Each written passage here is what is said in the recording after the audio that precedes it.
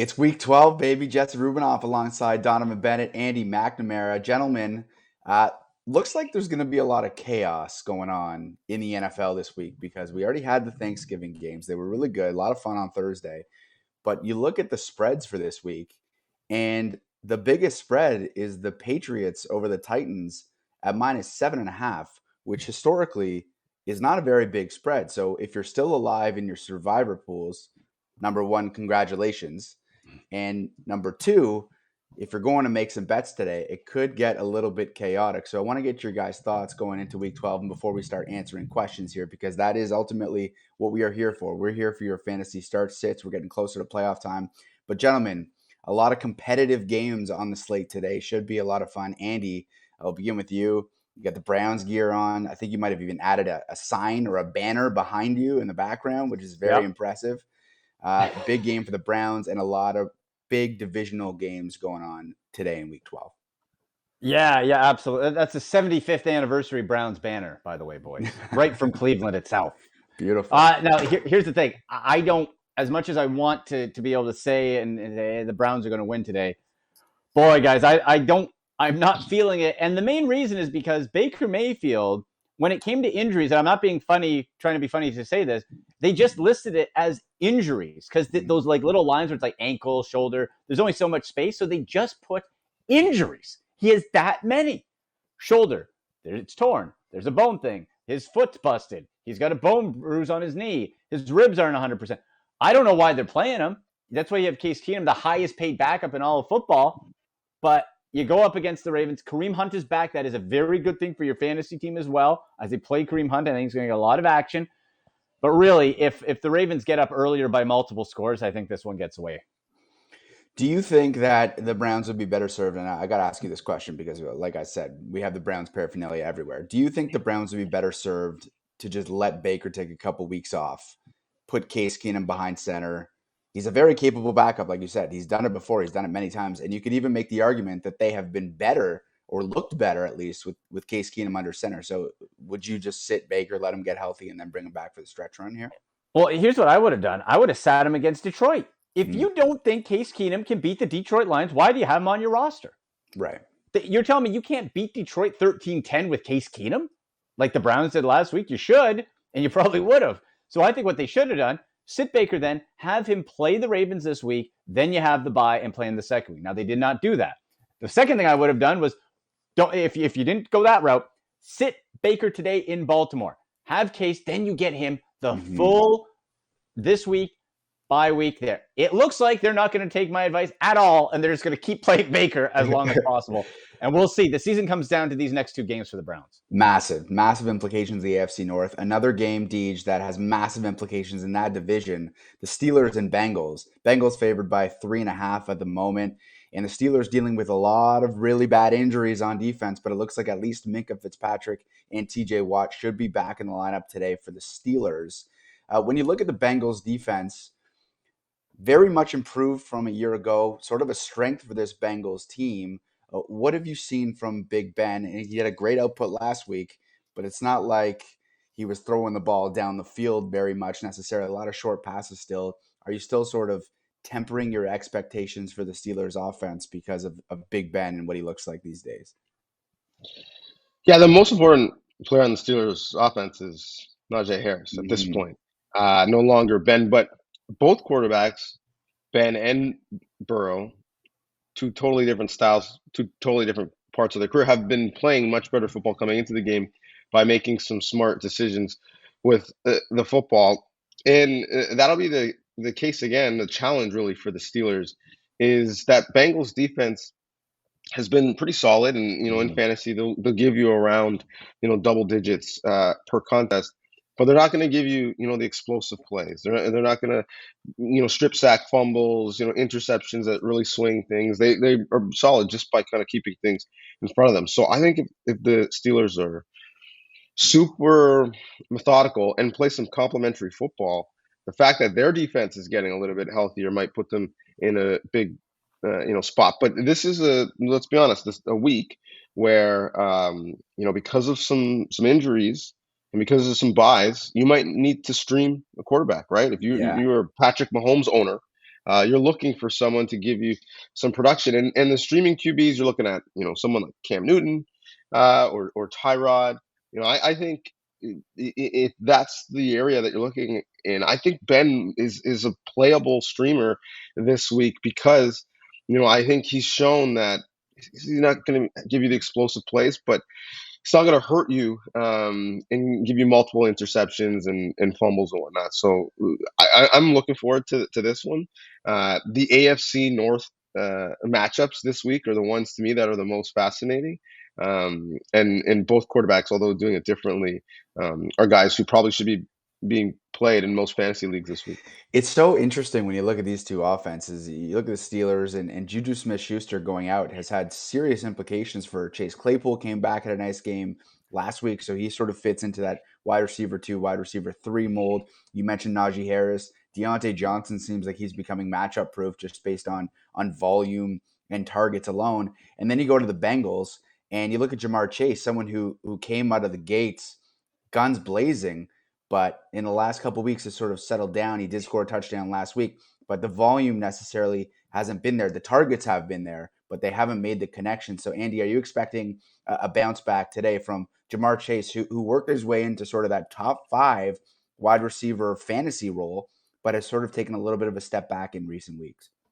Well, really, that step back began when they played the Browns, and he was shut down in single coverage by Greg Newsome the second and Greedy Williams. And since then, it seemed like maybe the formula was out on how to slow down. Now, I still think Jamar Chase is a heck of a talent, and he's going to be just fine, but maybe not at that level that we had seen until he makes those adjustments. He is a rookie. So I still think you play him, but you have to keep in mind, like you mentioned earlier, TJ Watt is back healthy. Minka Fitzpatrick is back. What I suspect, if they're smart, is they're going to be trying to maneuver Jamar Chase because he is very versatile. You can put him in the slot, you can put him out wide, and I think with that dangerous pass rush of Pittsburgh, if you're going to continue to throw the ball out, which they do in Cincinnati, you're going to want to make sure it gets out of Joe Burrow's hands quickly, or he's going to be on his butt a lot by that Pittsburgh D. So if you move Jamar Chase into those quick passes, I think that's a place where he could really thrive. And probably also a little bit of Joe Mixon, who we've seen worked into the passing game a little bit more.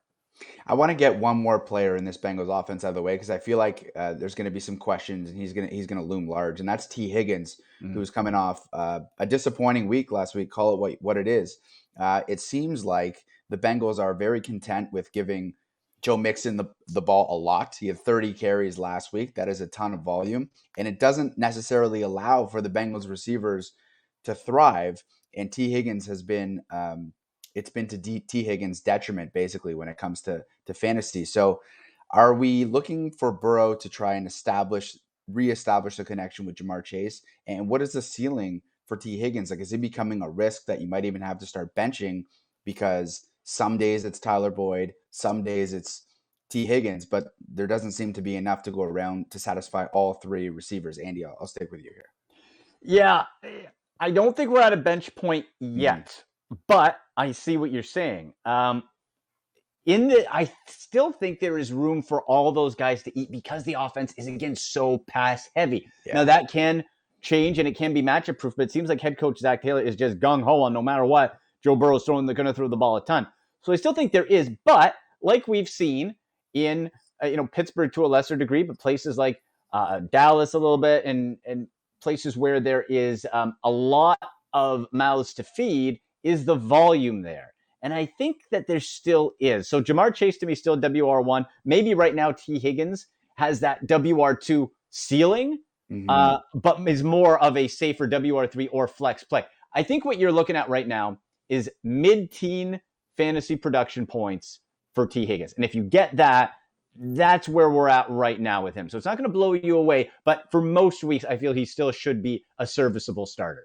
Awesome. Okay, let's begin with the questions here. And we start with a tight end question. David Barbosa on YouTube, Deej, wants to know, tight end, Jared Cook or Evan Ingram PPR? It seems as though the Giants still dealing with a ton of injuries, so might open things up for Ingram. But your thoughts, Jared Cook or Evan Ingram? Yeah, to me, both guys are pretty touchdown dependent at this point, which is why I'll take Jared Cook because, quite frankly, he's on a far superior offense don't love either of them. I assume that is a tight end replacement because your tight end Maybe is a hurt Kelsey for on the a bench or bye. something. Maybe Kelsey's on the bench. So I would take Cook because you're hoping one busts and gets in the end zone, and that's more likely, Cook given he's on the superior offense. Andy, to you, Jared Cook or Evan Ingram? Yeah, I'm with Deej on that one. Ingram now there was a window a few weeks back where he had a couple touchdowns, consecutive weeks, but really for his whole career, he has not lived up to expectations. Is that his fault completely? I don't think so. The Giants have been a mess for a while.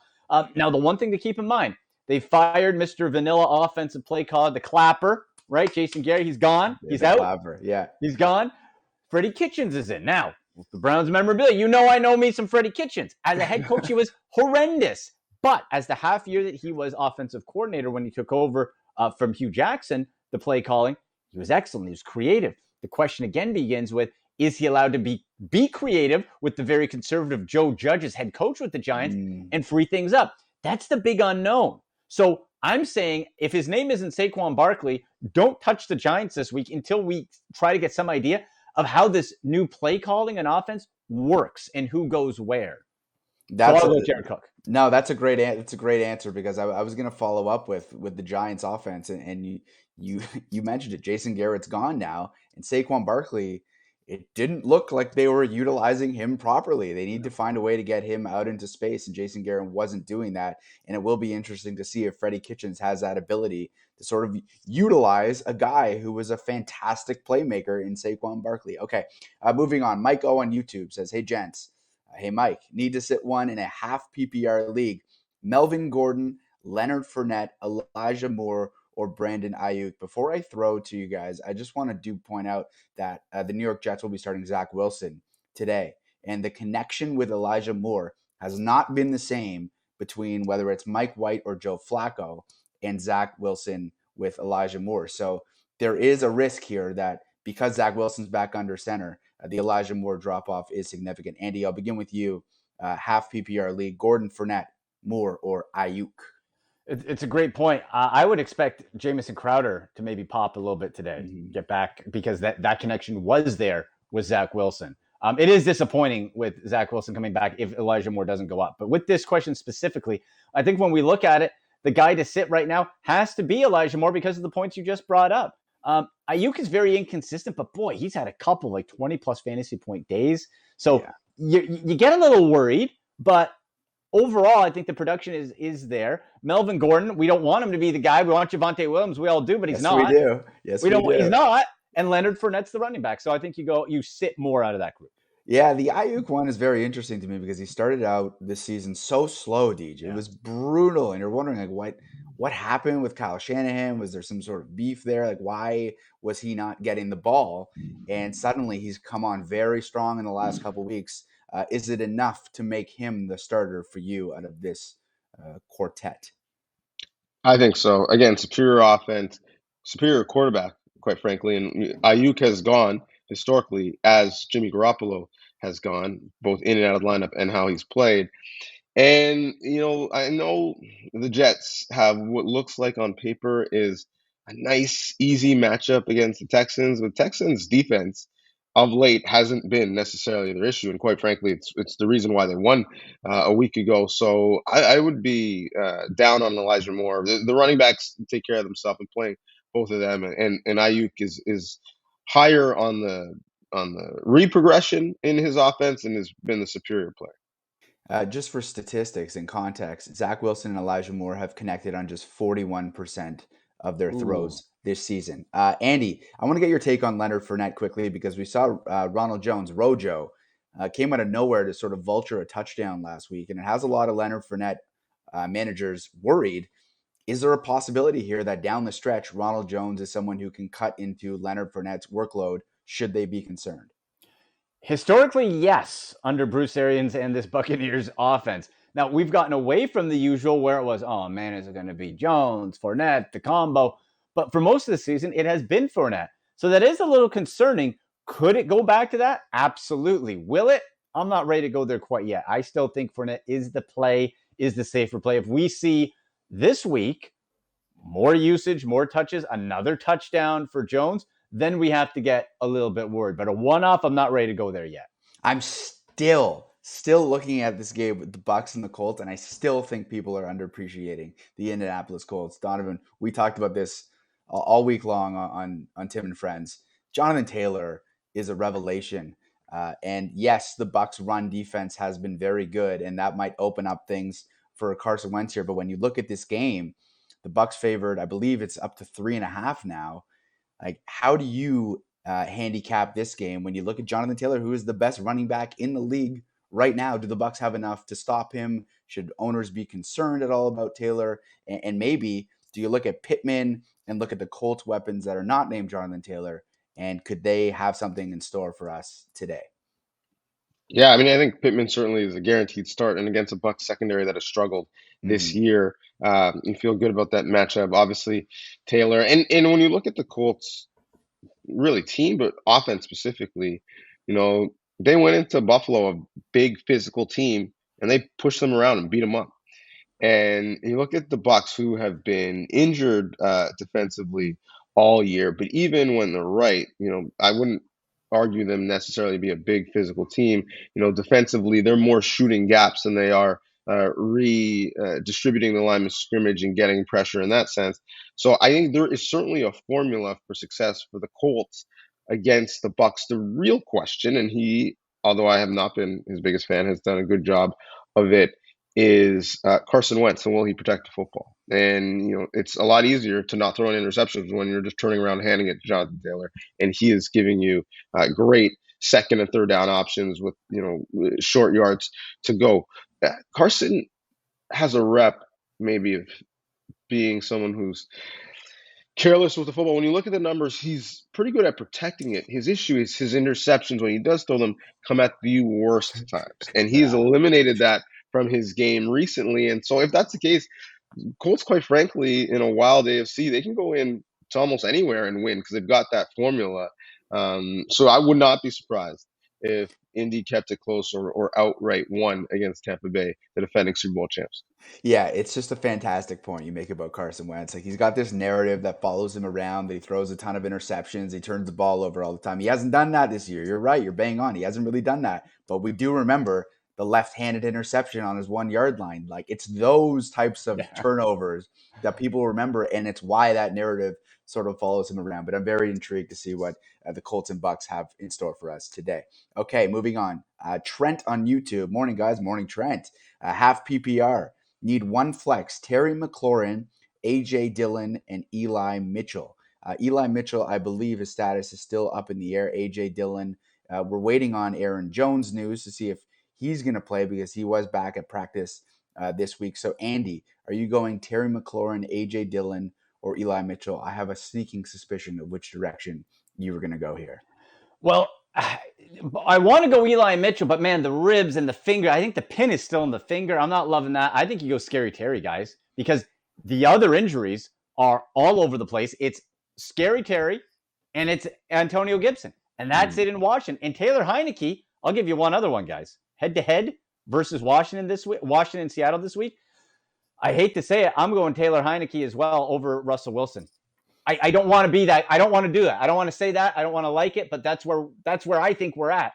And I think McLaurin gets the play based on limited other options. And out of that group, I think McLaurin is the safest one because he's going to be volume based. Yeah, I don't know how you can really argue that at this point. Like, Russell Wilson, the last couple of weeks, like, whether it's rust or whether it's game planning or it's regression, like whatever it is, has looked brutal. So Taylor Heineke, I would think about starting him over Russell Wilson as well. Last I checked, and I just checked again, it looks as though Aaron Jones is still a game time decision, while Elijah Mitchell is expected to play. So we'll see if that factors in. But Terry McLaurin is just an auto for targets. He is the man in that Washington offense. So, Deej, are you going the same direction, Terry McLaurin over A.J. Dillon and Eli Mitchell?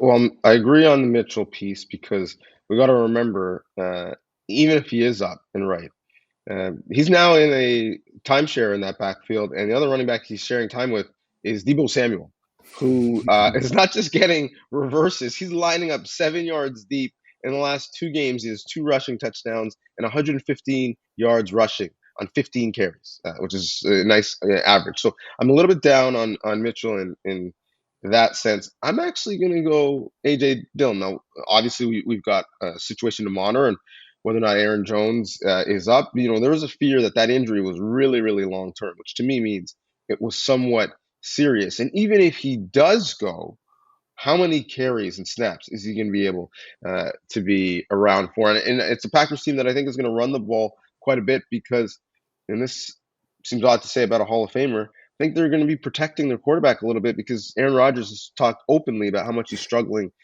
with his pinky toe He's shown on us. his Yeah, plant he's foot. shown us. Yeah, he's shown us. He's shown us, yeah. which I won't be able to unsee. But I like A.J. Dillon specifically if Jones is not up, but even if he is, I think they both have fantasy value this week.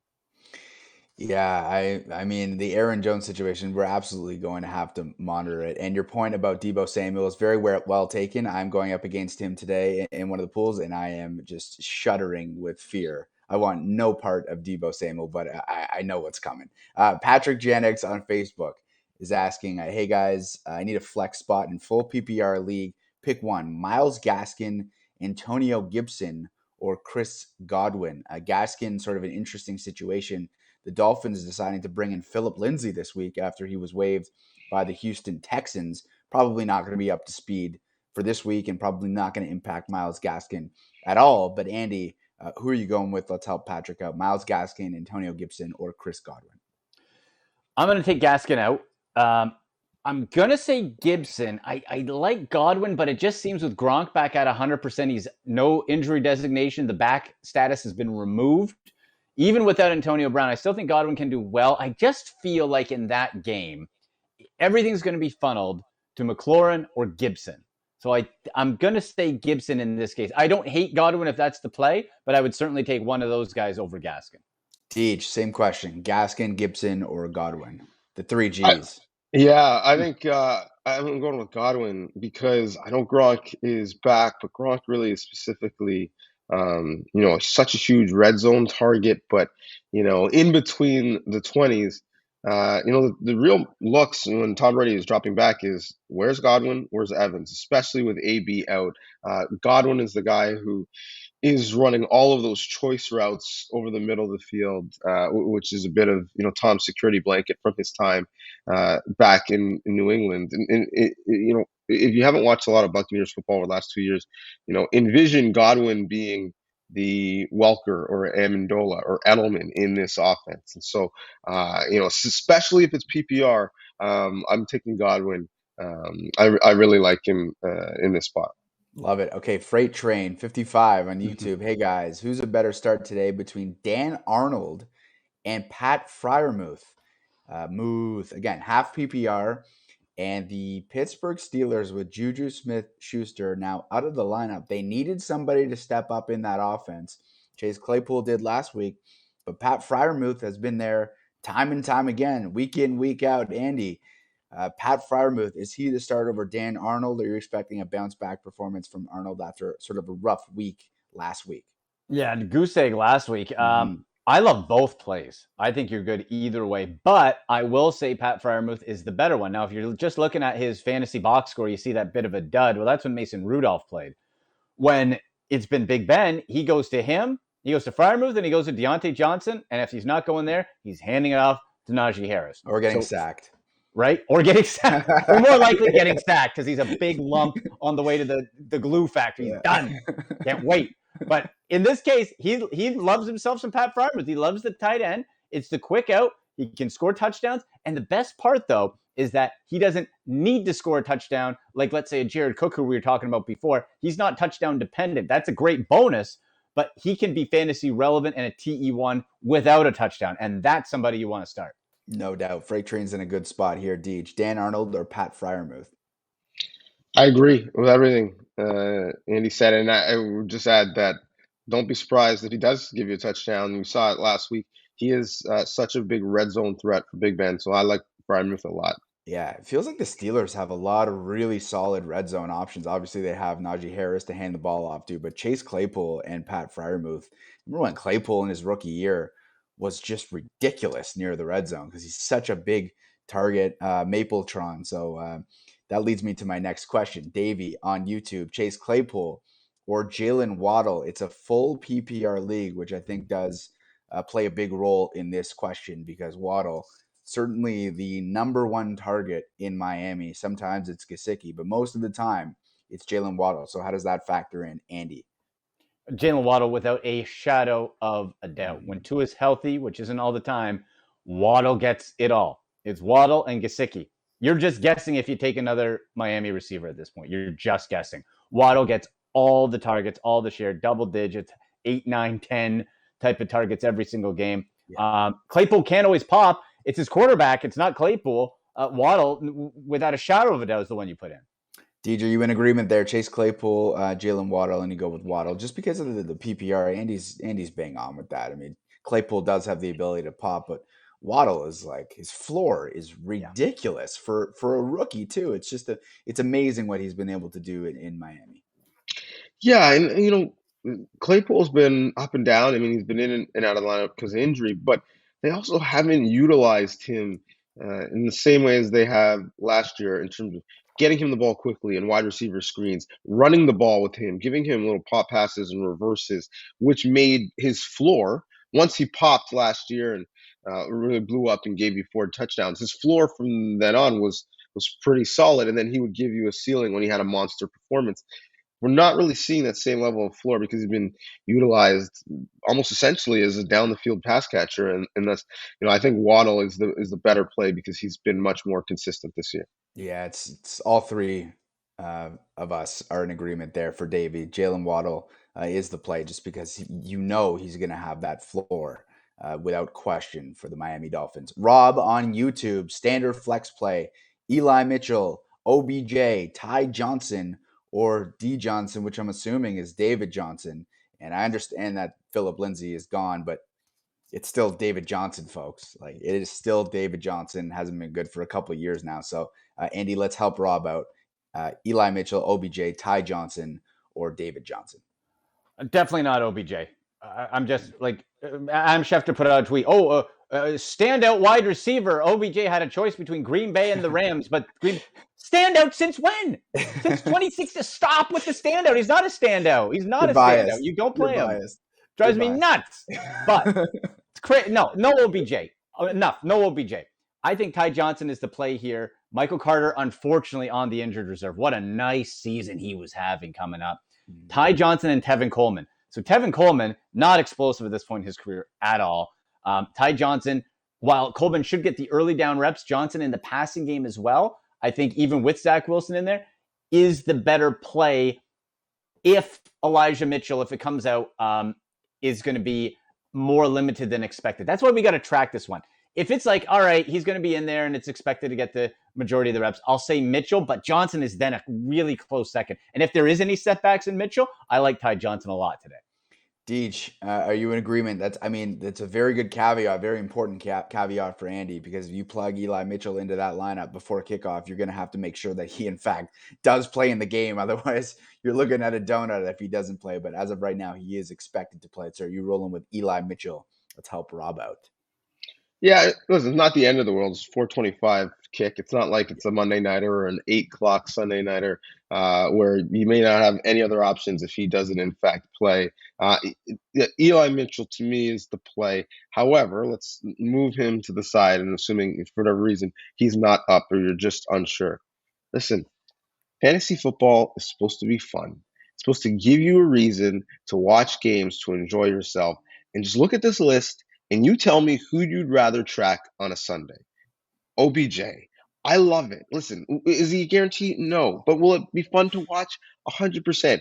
Going to Green Bay, a team that he could have signed for. He's going to want to put on a show. He's been there for a little bit longer. Fantasy football is supposed to be fun. So if you want to be refreshing on your smart device all day to see if one of these backs got 7 to 15 carries, God bless you. I'd rather watch OBJ and hope that he makes some explosive play. You don't have to refresh with OBJ. It's going to be zeros or single digits. I felt like last week, Andy, a lot of people soured on OBJ just because of his performance last week. But you have to remember that it was the first week where he was sort of in the fold and they weren't looking in his direction. So if they do elect to sort of work him back into the offense, what does that do for Van Jefferson, who a lot of people were expecting to step into that wide receiver 2 role? Is Van Jefferson still playable if we're expecting OBJ to take on more of a role in this offense? Well, guys, I'll tell you this. OBJ had 2 years to learn the Browns playbook, and he never did. He was still running the wrong routes. I'm not even kidding. Like, I'm not convinced at all that he's going to be able to figure this out. So I'm still a believer in holding Van Jefferson. I still think Van Jefferson, as they work through these kinks, how long that takes remains to be seen, is going to be a better fantasy and real life player than OBJ. I think the real question is the last 2 weeks, one with Beckham, one without, is that offense has been crushed. It's in a fog. It's whatever. They're coming off the bye week. I really want to see this week for the Rams how they perform. If they figured out whatever they needed to figure out during the bye and get back to what we were used to the first, 8, 9, 10 weeks of the year, then we're in good shape. Otherwise, guys, for fantasy football managers, there are some big hits that are being taken to that offense from wide receiver, quarterback, and running back if the Rams don't get right. Yeah, there was a report this morning that Matt Stafford is dealing with a lot of injury issues. Back is bothering him, thumb's bothering him. It just seems like he's a little bit banged up, and the Rams offense has been suffering as a result. Okay, we move on to Andy on Twitter, not Andy McNamara, Andy Gold. So I've got Hunt, Dillon, and Bateman. What do I do if Aaron Jones plays? I'm asking if you agree to start Dillon if he doesn't. DJ, I'll begin with you. Kareem Hunt back in the lineup for the Browns, which is big for them. AJ Dillon or Rashad Bateman, who I've made it known I love, but obviously with Tyler Huntley last week didn't necessarily perform. Lamar back in the lineup today. Yeah, a lot of people love Bateman. He was the fantasy nerds sleeper Stash. pick Yeah. in the at the beginning of the year, and it just hasn't panned out. I mean, I think Dillon and Hunt are somewhat comparable. Hunt has certainly the longer track record, and certainly is on an offense that runs the ball more often and more prolifically. So, I think you choose Hunt because it takes the guesswork out of it. You know exactly the amount of carries he's going to have. You know exactly what the game script is going to look like. Dillon, you're still kind of unsure and hoping things play out. But I think Hunt is the safer play this week. Andy, what say you? Kareem Hunt, another Cleveland Brown, looms large in this conversation. AJ Dillon or Rashad Bateman? I think Bateman you take right out. To your and DJ's points there, I think you take him right out of the equation. Dillon, I think there's a way that both him and Hunt can be well this week, but Kareem Hunt is definitely the start, and the reason is it's funny. In most cases, you want the one guy, you hate the committee type of thing, but Kareem Hunt and Nick Chubb both play better when both are in the lineup, and Nick Chubb's been phenomenal, but when Kareem Hunt's been like the lead back on his own, not as good. When you're in that tandem and he's the pass catcher for PPR, Kareem Hunt is the guy, especially with how limited Baker is and his arm and his plant and his shoulder. He wants to get rid of the ball quick. So that means that's going to be a lot of ball to Kareem Hunt, who can be absolutely explosive. And by all accounts, that calf is ready to go. So AJ Dillon playing in Green Bay where it's supposed to be cold. Now the report for Matthew Stafford is that he's all banged up, has been dealing with a sore ankle, pain in his throwing arm and his elbow, and back pain that has been described as chronic. And where AJ Dillon and the Rams and Packers are playing, it's supposed to be freezing cold today in Green Bay. So good luck to Matthew Stafford and good luck to everybody else playing in those freezing conditions. Okay, so I want to go to Joey here on YouTube. Pick two guys in half PPR: Devontae Freeman, Aaron Jones, Ty Johnson, or Jeff Wilson. It feels like Aaron Jones and AJ Dillon are all over the questions today because nobody knows yet if Aaron Jones is going to be playing, and that's sort of a difficult decision to make when you don't know the status of the guys playing. So, Donovan, are you going with who is it? Devontae Freeman, Aaron Jones, Ty Johnson, or Jeff Wilson? Well, not Jeff Wilson. because he hasn't really had much fantasy value all year. People maybe have burned in their memories a big playoff performance by Jeff Wilson in the past, big random fantasy week here or there, but there has been the value. So not Jeff Wilson. Again, Ty Johnson probably has the highest floor of the group, not knowing, certainly the health considerations of Jones. I feel ridiculous saying, I'm going to put Devontae Freeman in, but there isn't really many people left in that Ravens backfield. So, if you're not certain of the health of Jones, or you hear he's not playing, then certainly you can swap in Freeman. I don't feel great about it, but at least he's going to play. But if everyone is up, Jones and Johnson would be the choices for me. Kadarius Toney has been ruled out for the Giants. Didn't practice all week. He is out of the lineup. Andy, Devontae Freeman, Aaron Jones, Ty Johnson, or Jeff Wilson? Yeah, it comes down to Johnson and Freeman for me. And Freeman's actually done, fantasy-wise, pretty good. As like a kind of a back-end RB2 fill-in. I had to use him in one of my leagues as a fill-in guy. I've been pretty satisfied from what my expectations were. But now Latavius Murray's back healthy. We know Lamar Jackson can run first. So I'm going to say Ty Johnson as well. I think that is a case, again, where you look at it and say, well, okay, Zach Wilson, is he going to want to push the ball downfield a whole heck of a lot? Yeah, probably not. And Ty Johnson can be that nice safety valve, always a best friend to a rookie quarterback, that pass-catching RB. So I'll say Johnson. Spencer on Facebook is asking, and this could be my brother. I don't know. Spencer is my brother's name, and he does have MVS. So I do not know if it's him or not, but let's help Spencer out regardless. MVS or Tyler Boyd for flex spot. Andy, I'll go to you first. I think you go Tyler Boyd. MVS, I know people get excited when they see the big touchdown. Is that going to happen every week? Check the box score, people. No. It all goes to Devontae Adams. You can get, just like the Deshaun Jackson. Oh, he caught a big touchdown pass. Yeah, he does that like twice every year, and then you're chasing him the rest of the way. No. MVS, if Devontae Adams is upright and breathing, he's getting the ball from Aaron Rodgers. That's how it works. So Tyler Boyd, while the third option in Cincinnati, does give you a better chance to at least produce in some capacity than MVS, who could be a super boom or a really big bust. Deej, correct me if I'm wrong, but it sort of fits your mold of it depends how your matchup is setting up, because MVS does have a ton of boom potential here. But like Andy said, how often does it happen, right? But Tyler Boyd is not the same sort of boom potential. He's playing out the slot. He's getting a couple targets a game sometimes, maybe a little bit of a higher floor than MVS, but definitely not the same level of deep down the field passes and potential touchdowns. So who are you going with here, MVS or Tyler Boyd? Yeah, well, to your point, I mean, I think fantasy owners this week specifically shouldn't just be setting their lineups blindly. Look at your matchup. We've got 3 games in the books. How are you doing? How are you in terms of your projections? How are you in relation to who you're playing? And do you need a miracle with the guys you have left to play? Or do you have a pretty big lead and you just need, no disasters? And so, if you do need to have everyone go well above their projections, and maybe MVS might be the play. If you've got a big lead, then maybe Boyd would be the play. Everything being equal, I think Boyd is the play, because MVS, we could have a debate on who the second target or receiver is for the Packers. I mean, last year it ended up being Bob Tunyon, and none of the wide receivers. With Cincinnati, they have a 1, and then they have 2 2s, 1.5s. Boyd is not a true number 3 in my estimation. Maybe in terms of the depth chart, but not in terms of fantasy. And so I think Boyd is the better play as a support receiver in an offense than MVS is.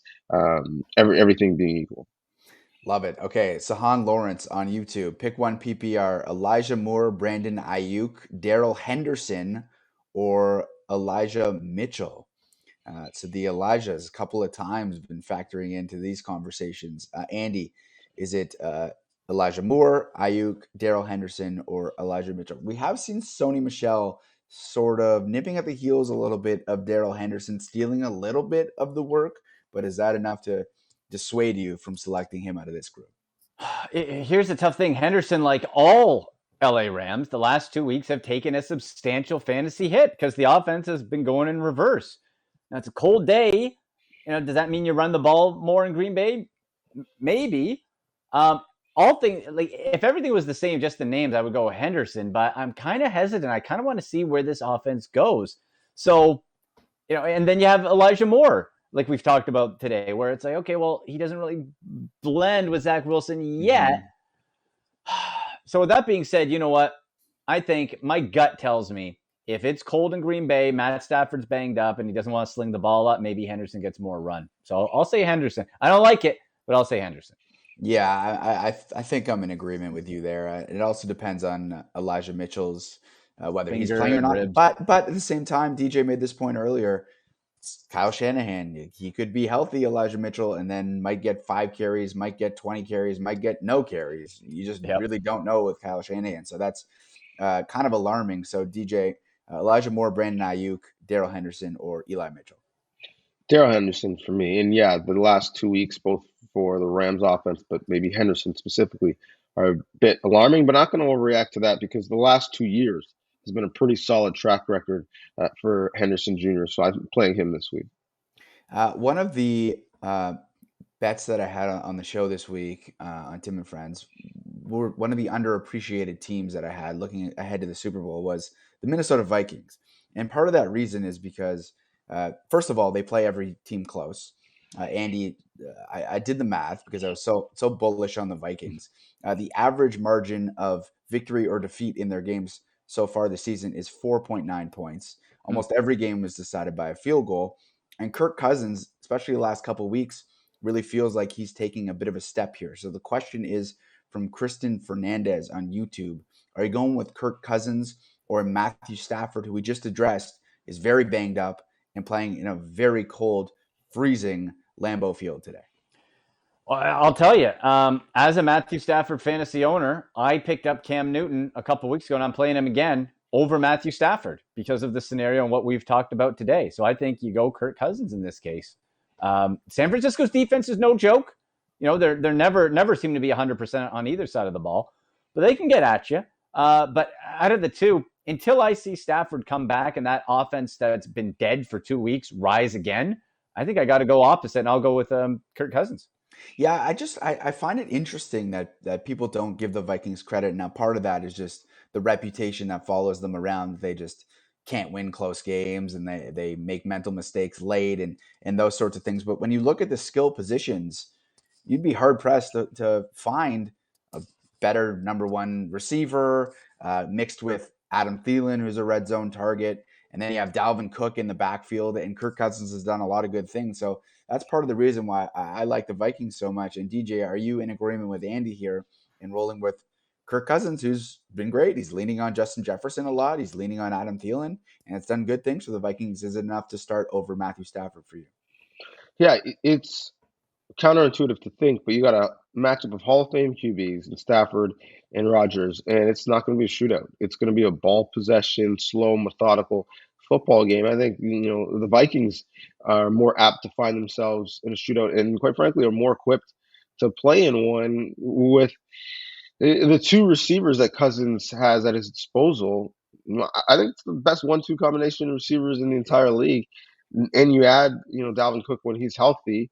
This offense essentially it's not all that different than the Cowboys offense. They're just not on ESPN all the time. And so, even though I think Cousins is an overpaid and many areas flawed player, you can't help but have solid production in that offense with those receivers. And you wake out of bed, you're getting 200 yards passing easily.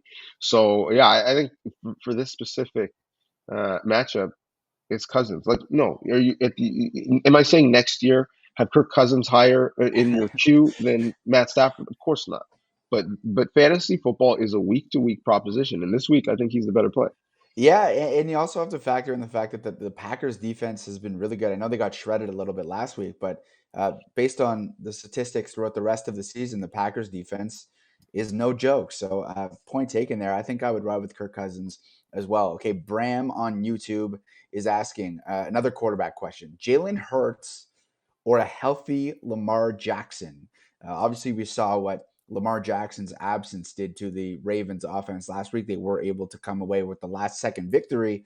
But with Lamar Jackson back in the lineup, is that enough to start him over Jalen Hurts, who has just been a revelation, Andy, in terms of fantasy quarterbacks? You get this guy inside the 10-yard line, and Philadelphia Eagles running backs are just in tears because they know they're not scoring a touchdown. They just can't do it. It's Jalen Hurts running it in. So who you got, Hurts or Lamar? Yeah, the Eagles running backs, you can't touch him. Even with Jordan Howard out, you can't touch. You're guessing you can't touch him. Jalen Hurts is the fourth best overall football player in all of fantasy. He had a little bit of a blip a couple weeks ago, a couple weeks where he was down, but he's come back. I feel also he's developing into a better, gradually, real life quarterback and an option for the Eagles long term, where before he was getting kind of garbagey points and running around. You're not going to lose on any of these choices. Lamar Jackson can play at a top level in fantasy any given week. I like the matchup defensively better, Eagles versus Giants. Here, the Giants stink. They're going to fire their GM. Rumors are coming out. They got a new offensive coordinator. They're in shambles. I think Jalen Hurts runs wild today. So I would say Jalen Hurts, but again, I don't think there's really a wrong answer. Deej, as a Cowboys fan, are you at all concerned, especially given the circumstances of what went down on Thursday? Are you at all concerned about the Philadelphia Eagles in the rearview mirror in the NFC East with Jalen Hurts playing as well as he's been playing lately? Simply put, yes, yes, and yes. Yeah. And the Eagles, and Hurts specifically, have been flying the last month. Jalen Hurts, the last month of this football season, not only has he been playing better than Dak Prescott the last month, the last month, Jalen Hurts is essentially doing what Kyler Murray did for the first month of the football season. And we said Kyler Murray was, one of the favorites for the MVP. And then on top of that, to Andy's point, when you look at the matchup, a Browns defense and pass rush, certainly that's going to make things difficult for Lamar if he has to throw to stay in the game.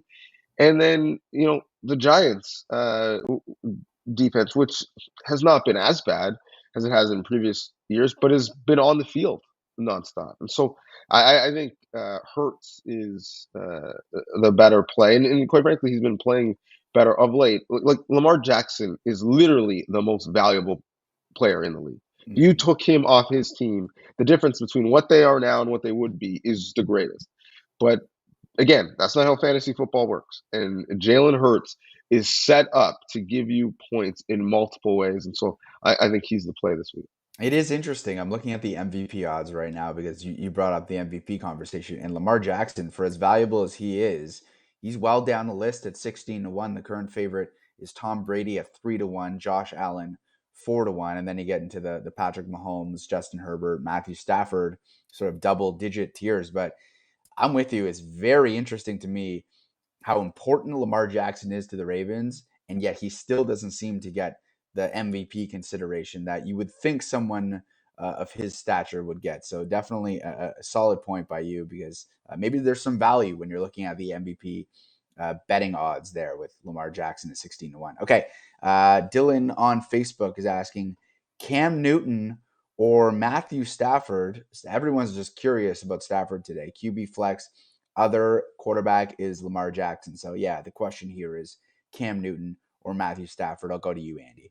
Well, that is literally the exact situation I am in one of my leagues. So this is you're getting my personal advice because that's exactly what I'm doing. And I went with Cam Newton. I went with Cam last week. Matt Rule said, interesting comment, I thought. They said, he is not concerned with Cam Newton's arm strength. Now, I still am, but Matt Rule isn't. And he said the offense is by design so far that they're not pushing the ball downfield. Is that fake news? I don't know. But his arm obviously isn't what it once was. But if the coach is saying they're not concerned with it, maybe he starts pushing it a little bit more. We know the legs add the value. Didn't turn the ball over with an interception, 2 passing touchdowns, ran one in last week. He's not going to get you 400 passing yards, but if Cam Newton can get you 1 or 2 passing touchdowns and 175 to 190 yards, not turn the ball over, run in another, I'd much rather those odds than a hurt back Matt Stafford playing in freezing Lambeau. Yeah, it just feels like for a quarterback like Stafford who doesn't run the ball, you No, really got to shred the other defense if you're going to stack up the fantasy points. And I don't see Matthew Stafford shredding the Packers defense at Lambeau Field today. So no. DJ, are you in agreement with Andy? Is it Cam Newton over Matt Stafford today? It is, and I was unsure. Andy actually sold me on this a little bit, and I think a lot of it is, again, when you look at the pathway to points in fantasy, it is just much more difficult to consistently have 25-yard completions, which we're basically asking Stafford to do to accrue a lot of points, or to consistently run for 10 yards, which is what we're asking Cam Newton to do to score a lot of points. And then when you, on top of that, look at the fact that in the red zone goal line area, Cam Newton is a viable rush threat to score himself. But there are so many choice routes with CMC looking like he's back to his dangerous self that will give Cam easy completions but potential points. So I think certainly, even though my young son is crying in the background because he has Stafford on his fantasy That's team, it. I'm sorry, Desmond. I'm sorry, Canada. Cam Newton is the guy this week. That's so good. Okay, these quarterback questions just keep rolling in, so we're gonna have to get Desmond's opinion on this one too. Jesse Torres is asking Stafford again or Russell Wilson. So Andy, you were a little bearish on Russell Wilson's prospects, as was I. I don't know Ooh. how you could possibly look at the Seahawks offense and be hopeful that they're going to turn it around. They just have no running game whatsoever. They haven't looked like they're in sync. It just looks like a crisis basically in Seattle.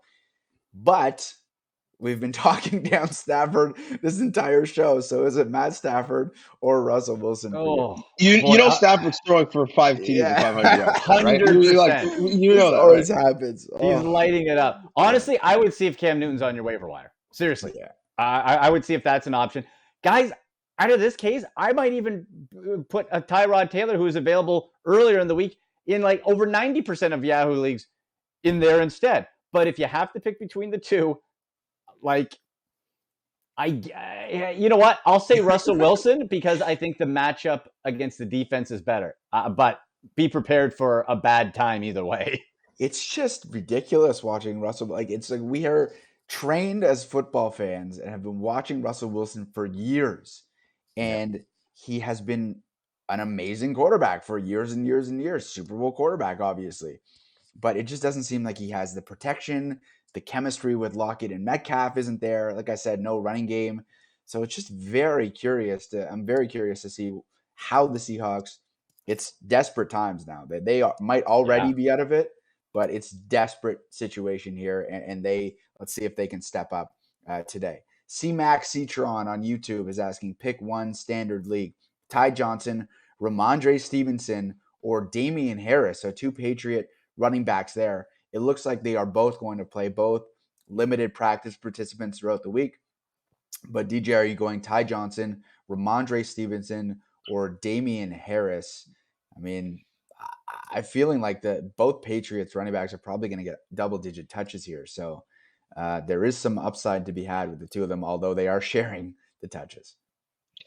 They are sharing the touches. I do, though, think that the guy who would be preferred in the red zone would be Damian Harris, and that's why, of that group, he'd be my pick.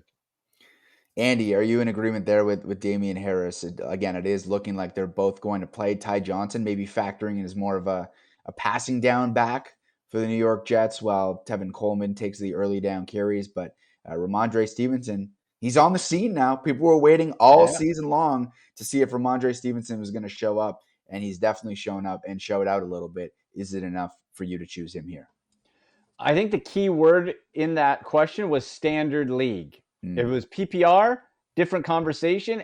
And I might have made an argument for Ty Johnson. But in this case, standard, like to Donovan's point there with the red zone, I think it's still Damian Harris. Stevenson absolutely has shown he can do it.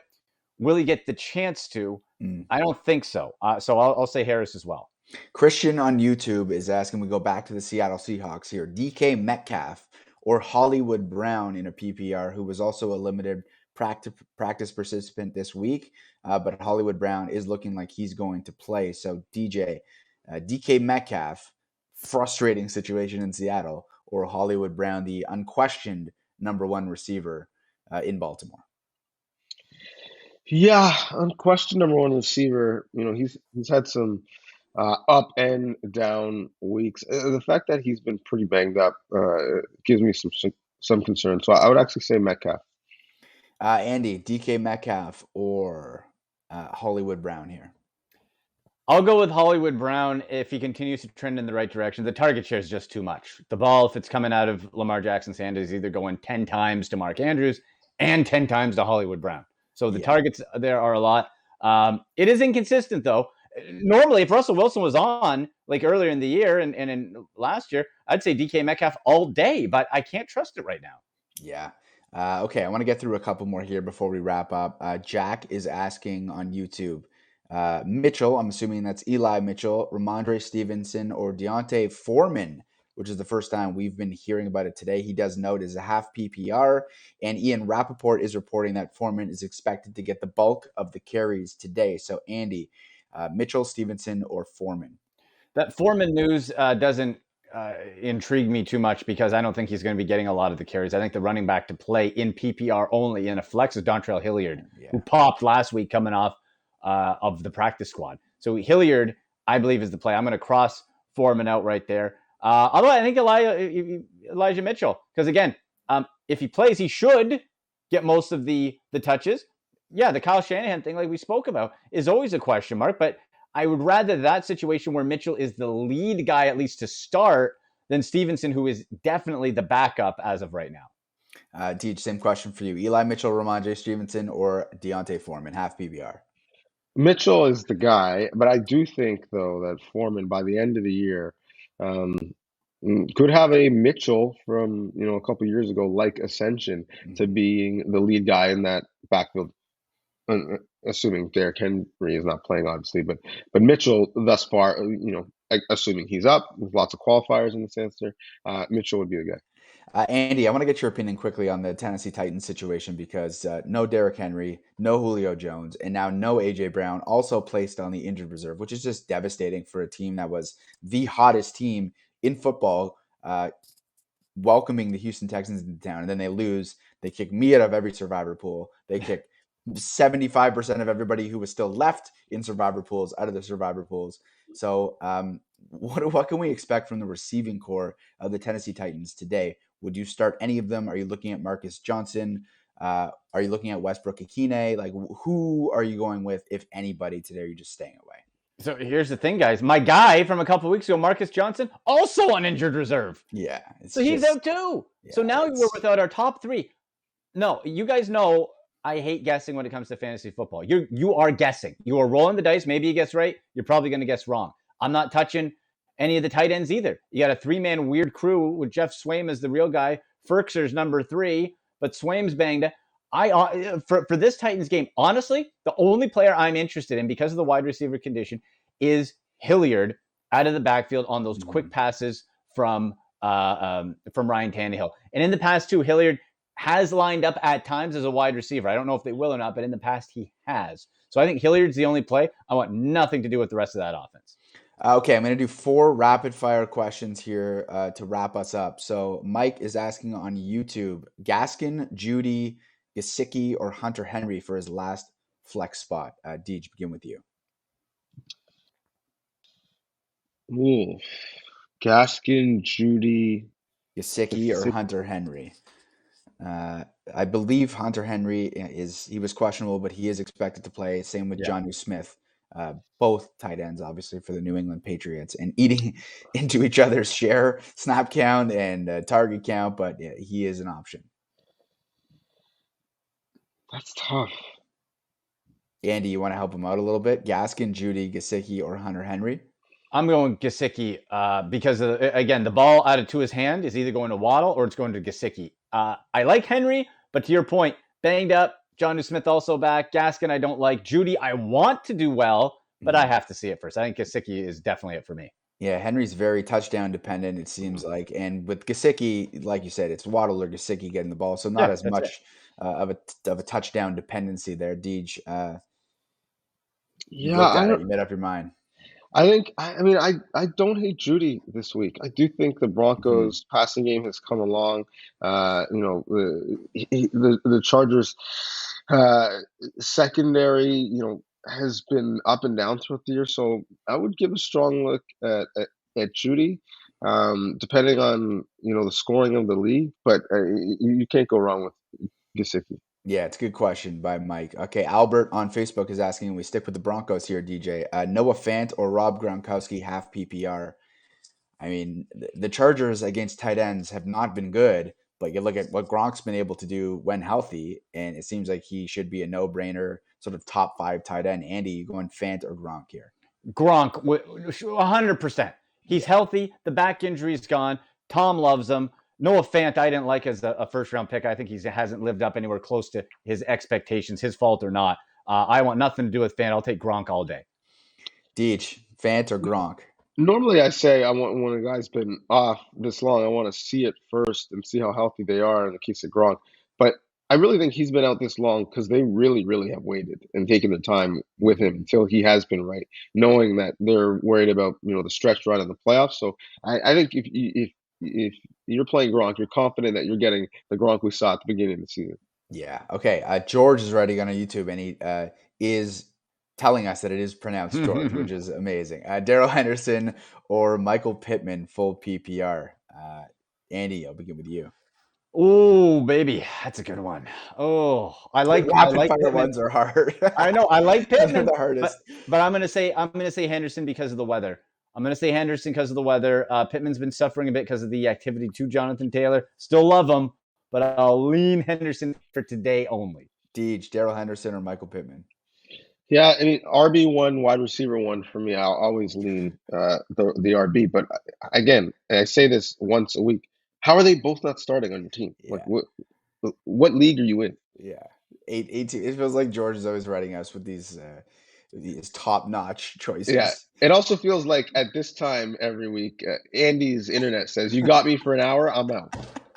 So the ceremonial tap out from So Andy has good. occurred. That lets you know that we've reached our time. Let's get these two more before him. I want to see if Andy can come back. Mario is asking.